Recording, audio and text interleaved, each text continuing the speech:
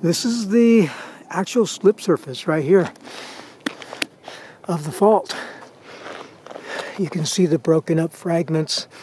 You can see the scratches from the last earthquake that it made on this.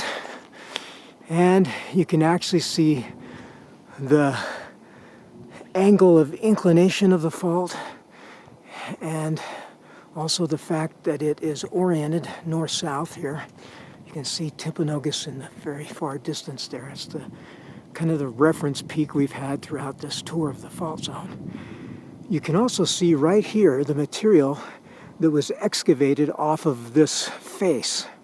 This is material from Lake Bonneville that was deposited way up here.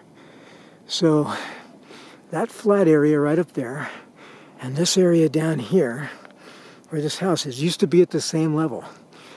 And in the last 14,000 years, there's been several earthquakes that have offset this.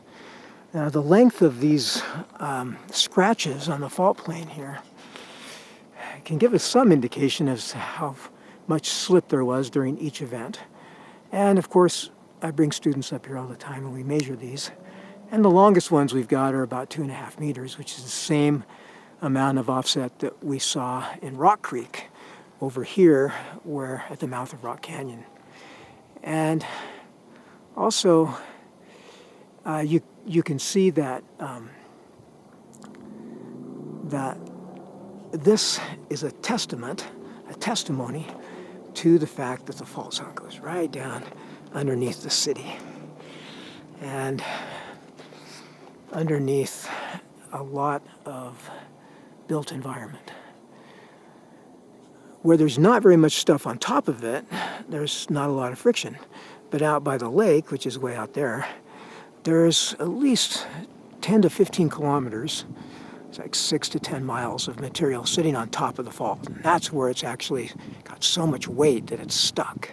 Even though you continue to stretch the western part of Utah away from the Wasatch Range at a rate of about 2 to 3 millimeters a year, the strain energy is being accumulated. It's like a spring being pulled, but nothing's moving. So if I have this as a brick and I have a spring attached to the brick, and what's pulling it is the San Andreas Fault over here, and the spring is stretching, but the brick isn't moving, you can only build up so much stretch in that before the brick slides. This right here that I'm standing on is the brick, Utah Valley, all the way out to those mountains in the far distance way out there is the brick. And the spring is continuing to stretch and put pressure on that brick. The brick's about 15 kilometers thick, and so it can withstand a lot of pulling before it actually shifts.